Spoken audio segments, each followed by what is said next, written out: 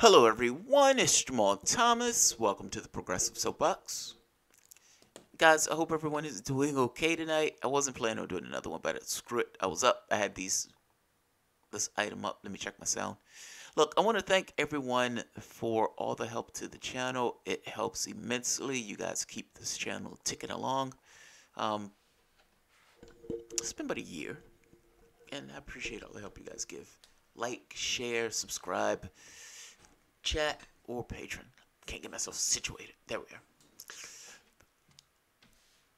are. We've been screeching, or there have been elements of this population that's been screeching, that's been running from here to there, pillar to post, essentially chicken little that the sky is falling, and screaming bloody murder about the Russians. The Red Menace is out to get us. Snow in their boots with their muskets running through the... That's what we're told. That's the menace. That's the specter that these guys are creating. The Red Menace. Russians are in our tunnels. They're in our sewers. They're in your slices of bread if you don't pay attention. You too may be a Ruski. They told one gentleman on BBC that the guy was a Russian. The guy was on the news media himself, and the British government had declared him a Russian bot. Insanity. Utter insanity. Nazis. What about the goddamn Nazis? That's what I'm asking. What about the goddamn Nazis that are in the Ukraine that we've been funding? We've been funding fucking Nazis. Are you screaming about the Russians? Oh, man, I think you have woefully missed the boat, sir. I think you have woefully missed the boat. The Ukrainian civil war, in some part, was sparked by our participation, or you could say the participation of the West. Immediately, when the separatists, essentially, you could say, broke away, the United States media supported, guess who? The separatists. They were pro-West. By definition of being pro-West, you're on our side. And because you're on our side, it doesn't really matter. None of this other shit matters if you're pro-West. You're on our side. Now, mind you, it's in the Ukraine. They're right on the border of Russia. And we, in the West, supported their interests. So much so that we started to send weapons. We started to send weapons. On the border of Russia, we're sending weapons. But the media in this country doesn't report it that way. It doesn't give you a contextual reporting. All it says is those goddamn Ruskies are causing trouble again, and these people just want to be free. They want freedom. They want to go onto the mountaintops and run with the breeze through their hairs. They want freedom. They want what we have. They want to have a Pepsi and a Coke, and they want to be able to choose. They want the right to choose Pepsi or Coke. They're pro-West. That's all you knew. That's all that mattered. I was shattered of this illusion. This was before my political awakening, but at the very least, there are things that happen to you that shatter illusions. I was in Virginia Beach. No. We weren't. It wasn't Virginia Beach. It was North Carolina. It was North Carolina. Outer Banks. We're in one of the little shops, and I talk to pretty much anybody. This is me. How I interact with you guys is pretty much how I interact everywhere. One of the shop owners, I end up talking to, she was Ukrainian. And as we were talking, she says, my mom, my school teacher, she's telling me all of these people that died in the conflict because this conflict was going on. And she said her mom was living in a bomb shelter. Now, she said, I speak Russian. I just want it to end. I was like, wait, what do you mean? She says, well, for the most part, I speak Russian. And I understand that in this country, they're making this huge thing about, separate and all this other stuff. She says, but I speak Russian. She says, I'm perfectly okay with the way things were. I want that stuff to stop. I just want it to stop. And that gave me this different perspective of this because I started to think from the standpoint of what is it like for the person who's there? And for the person who's there, it's very likely they don't want that shit to go on, especially when there may be a demographic that is tethered to Russia. Now, that doesn't even get into the history of the Ukraine, the wars back and forth, World War One, World War Two, what took place in between the intervening time between Ukraine. Doesn't touch it. In fact, I want to even stay away from it. That'll be a separate show. But I do want to dig into this thing about what's taking place in Ukraine. Some of the gangs that essentially sprung up when the Civil War took place were Nazis. And the United States, Western countries, supported these Nazis. Not all of them were Nazis, so don't misunderstand me. But I am making a point to you that many of these spots or many of these gangs were Nazis. And they were supported by us. And this has only grown and gotten worse. Take a look at this. And I'm going to show you how weird this has become with the allegiances. So this is, just to give context. Trump gives green light to selling lethal arms to Ukraine. Obama didn't even do this. They didn't do this because they didn't necessarily realize that these weapons are going to be used to kill Russians. And the last thing you want to do is say, I'm getting this weapon from America and I'm murdering that Russian. That looks bad. That's a proxy war. That's not necessarily good for relations. You can understand people frown upon that. Nevertheless, Donald Trump did it. He was a Putin puppet. I suppose Putin pushed him to do this. The Ukraine administration, the Trump administration on Wednesday approved the sale of lethal arms to the Ukrainian government as the country battles pro-Russian separatists in the eastern provinces. Washington Post reported that Wednesday that the administration approved the sale of model M107A1 sniper systems and associated equipment to the country at a value of $41.5 million. The administration has not yet moved to approve the sale of heavier arms requested by the Ukrainian government, including Javelin and anti-tank missiles. He will approve those. Now, and nail this point home. The reality of neo-Nazis in the Ukraine is far from Kremlin propaganda. You have not necessarily heard about Nazis in the Ukraine because they keep saying, oh, the Russians, they're just making that up. Those nasty, dirty, crafty Russians, they're just making up that stuff about the Nazis. They're not making up the stuff about the Nazis. And I'm going to drill down in this because this gets pretty grim. All right, so I'm going to read part of this, and not the whole thing. As the Trump administration was sending weapons to the Ukraine, the question of the far-right forces employed by the Kiev government has returned to the forefront. Some Western observers claim that there are no neo-Nazi elements in Ukraine, chalking the assertion to propaganda from Moscow. Unfortunately, they are sadly mistaken. There are indeed neo-Nazi formations in the Ukraine. This has been overwhelmingly confirmed by nearly every major Western outlet. The fact that analysts are able to dismiss it as propaganda disseminated by Moscow is profoundly disturbing.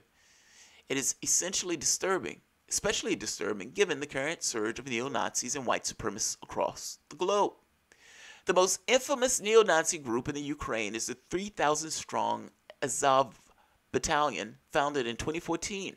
Prior to the creation of Azov, its commander, Andriy Beletsky, I murdered that name, I'm sorry, he's a Nazi, it's okay, headed the neo-Nazi group Patriots of Ukraine, members of which went on to form the core of Azov. Let's just call him Bill, has stated that the mission of the Ukraine is to lead the white race of the world in the final crusade for the survival against the Semite-led Untersmechen. That's a German word for you. Azov logo is composed of two emblems. In fact, I want to get back to this character. Azov's neo-Nazi character has been covered by the New York Times, The Guardian, the BBC, The Telegraph, Reuters, among others. On the ground, journalists from the established Western media outlets have written witnessing SS runes, swastikas, torchlight marches, and Nazi salutes. The interviewed Azov soldiers who readily acknowledged being neo-Nazi, they filed these reports under unambiguous headlines such as how many neo-Nazis in the United States backing in the Ukraine and volunteer Ukraine unit includes Nazis. How is this Russian propaganda? The UN and Human Rights Watch have accused Azov, as well as other Kiev battalions, a litany of human rights abuses. In 2016, the Simon Westleel Center caught Azov trying to recruit neo-Nazis in France. Brazilian authorities have uncovered Similar attempts in Brazil. Azov's official page on VK, a social media site used in Ukraine and Russia, features images of white power tattoos and Totenkopf symbols used by SS concentration camp guards and neo-Nazis today. How is this Russian propaganda? Ukraine's far right encompasses more than Azov. Regular stages torchlight marches in honor of World War II era Nazi collaborators. Imagine Charlottesville, but with thousands of participants. On January 1st, Jewish media reported marches chanting Jews out. Last month, Radio Free Europe, surely not an arm of the Kremlin, reported 20,000 marchers carrying torches in honor of the Ukrainian insurgent army, which, according to RFE, carried out vicious acts of ethnic cleansing in which tens of thousands of ethnic Poles in the region were killed. RFE mentioned journalists spotting Nazi salutes during the march. Kiev rehabilitation of Nazi collaborators and the hallmark of European far-right movements has been condemned by Jewish organizations including United States Holocaust Memorial Museum, the Simon Wiesenthal Center, the National Coalition supporting Eurasian Jewry, that's a word, that sounds slightly racist, Yad Vashem, and the World Jewish Congress. This is not Russian propaganda. The accusations of being duped by Russians have extended to Congressman John Conyers. Okay, I'm going to skip this one for a moment because I wanted to jump over. All right, let's jump to the main page itself. Now, Israel, arming neo-Nazis in Ukraine, an arm of United States policy. But I'm trying to get across how weird and bizarre this has gotten. Israel is arming neo-Nazis in the Ukraine. Let that shit sink in for the moment. In their fetish to attack Russians, they began to employ Nazis. The United States has done this once before, believe it or not.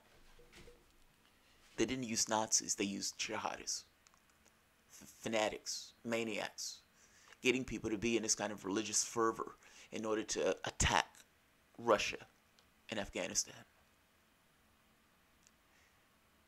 Same strategy, different playbook, this time with Nazis. My issue with this is, really, Israel, that's fucked up. Taking time away from murdering Palestinians to arm Nazis. Magnificently fucked up. Israeli arms are being sent to heavily armed neo-Nazi militias in Ukraine. I gave you the name of that group and gave you a little bit of synopsis for that because that's the group that's being armed. That's the main neo-Nazi group that is being armed. Azov, the guy who I was just talking about, battalion online propaganda shows Israeli licensed Tavor rifles in the fascist group's hands, while Israeli human rights activists have protested arms sales to Ukraine on the basis that the weapons might end up in anti-Semitic militias. In a letter about licenses for the Ukraine obtained by Electronic and Fatah, the Israeli Defense Ministry Arms Export Agency says they are careful to grant licenses to arm exporters in full coordination with the Ministry of Affairs and other government entities. The June 26 letter was sent in reply to Israeli lawyer Idiak Mak, who had written a detailed request demanding Israel end all military aid to the country. As of official status in the Ukrainian armed forces means it cannot be verified that Israeli weapons and training are not being used by anti-Semitic or neo-Nazi soldiers. Mak and 35 other human rights activists wrote, they have written that the Ukrainian armed forces use of rifles made in Israel and are trained by Israelis, according to reports in the country. The head of the Israeli Arms Export Agency declined to deny the reports or even discuss cancellation of the weapons license, citing security concerns, more like either financial or being pushed by the United States concerns, both of which are nasty and disgusting in this particular instance. I mean, really, have we soon forgot? Have we so soon forgot? Or have that mattered so little that you're willing to do this for Nazis now? But Rachel Richelle Chen, head of the agency, confirmed to MAC that she had carefully read your letter, which detailed the fascist nature of Azov and the reports of Israeli arms and training. Both the Defense Ministry and MAC's original requests can be read in the original Hebrew below. Let's keep going. Right here. Starting as a gang of fascists, the Azov Battalion is one of the several far-right militias that have now been integrated into the units of the Ukrainian National Guard. This is what I meant, what I was talking about earlier. Essentially, when these groups started rebelling, instigated, you can say it, rebellion, but when they started rebelling, they started getting, support and everything else. But they were a neo-Nazi group. But they got integrated into the military itself, and these groups have started to grow and fester in Ukraine, with the United States and Western powers believing that they can ride these groups to attack Russia. And right here, the photo of Azov's weapons, right here, this guy, also shows a tabard in the hands of one militia officer. The rifles are produced under license from Israel Weapons Industries, and such have been authorized by the Israeli government. The IWI markets the Tavor as the primary weapon of the Israeli Special Forces. Oh, the most moral military. It has been used in recent massacres and unarmed Palestinians taking place in the Great March of Return protests in Gaza. The Israeli weapons logo also appears on this website, including on our partners page. All of these links are below. You can see it for yourself. Starting his gang as fascist street thugs. Fascists. Jesus Christ. Outright, open-mouthed fascists. Boot-clicking, saluting fascists. Azov's battalion is one of several far-right militias that have now been integrated as units of the Ukrainian National Guard. Staunchly anti-Russian, Azov fought riot police during the 2013 United States and EU-supported Euromaidan protests in the capital of Kiev. The protests and riots laid the groundwork for the 2014 coup, which removed the pro-Russian president Viktor Yanukovych. When the civil war began in eastern Ukraine against Russia-backed separatists, the new Western-backed government began to arm Azov. The militia soon fell under the jurisdiction of the Ukrainian Interior Ministry and saw some of the intense frontline combat against the separatists. You can understand why they would do this, right? I mean, if you are a Western government, if you're trying to stick your thumb in the eye of what you consider to be an adversary, let's say in this case Russia, who would you want? Rabid maniacs fighting on your behalf who absolutely hate Russians like nobody's business, thinking that they're vermin? You can imagine that they would motivate the people if they actually have that certain amount of hatred in their hearts. But by the same token, they're fucking Nazis. They're Nazis. Whether that's the United States, whether that's Israel, I don't care what country is supporting them. Yes, it's much more gross from the standpoint of a historical context if you're talking about Israel. But Jesus Christ, they're fucking Nazis.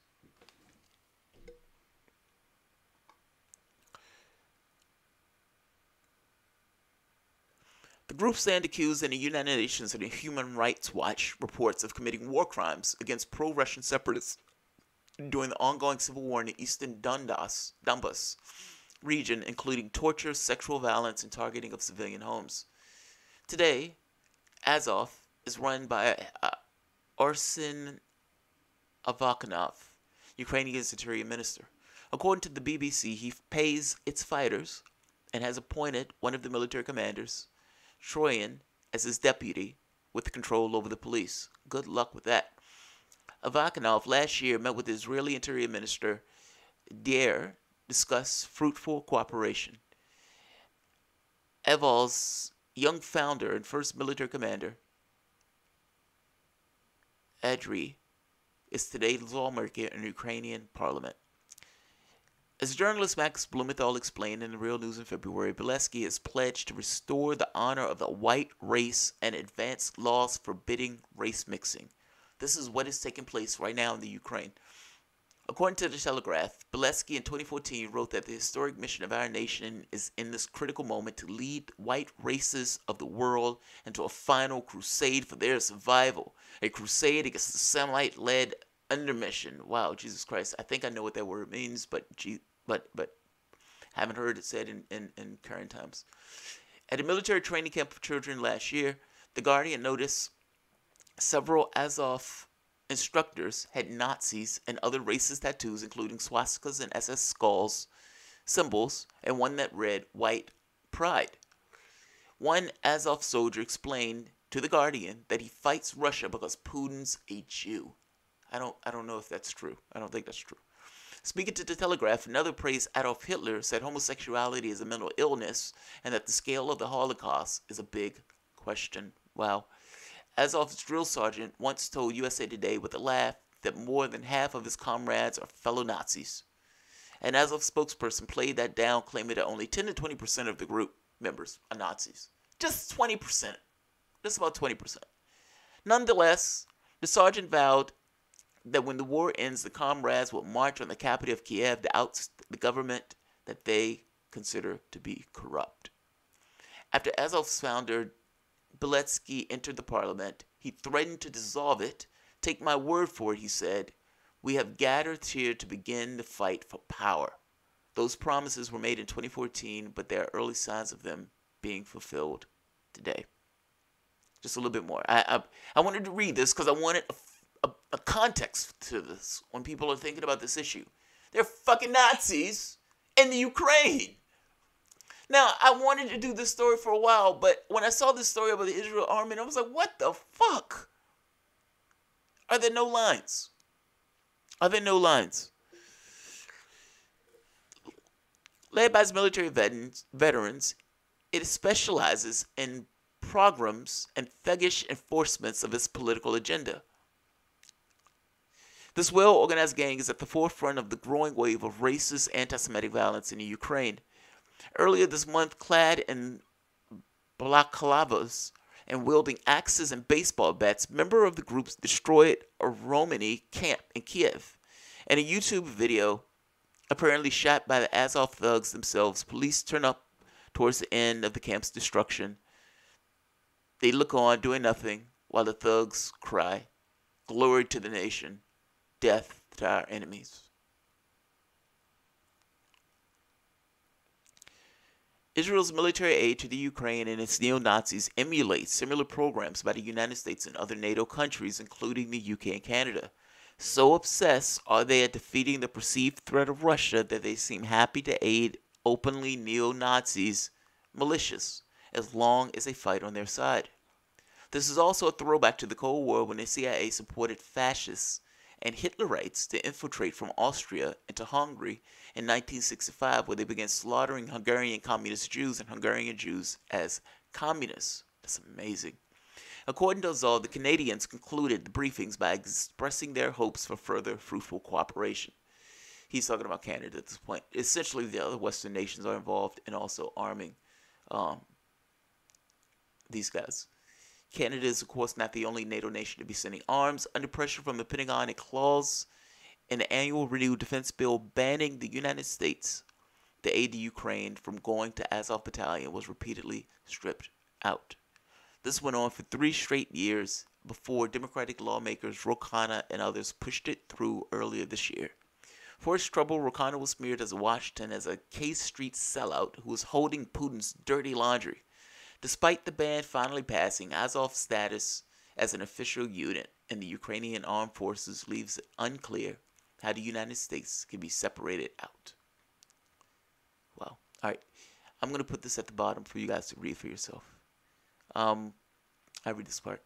As quoted as Andrew and Leslie Cockburn's, ooh, that's nasty, book Dangerous Liaison, one of the former members of the Israeli parliament, General Peeled, put it succinctly: in Central America, Israel is the dirty work contractor for the United States administration. Israel is acting as an accomplice and an armed force of the United States. Amid an alarming rise of anti-Semitism and neo-Nazism, Israel now appears to be reprising this role in Eastern Europe. I'm sorry this one took a lot of time, but I definitely wanted to give context on what the hell was going on because this story is mind-blowing. This story is mind-blowing. So, I'm going to end this one here.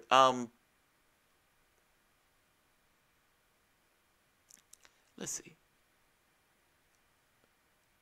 Groups seldom ask political power until African Americans did. The other groups never try to ask for political power, but ride others.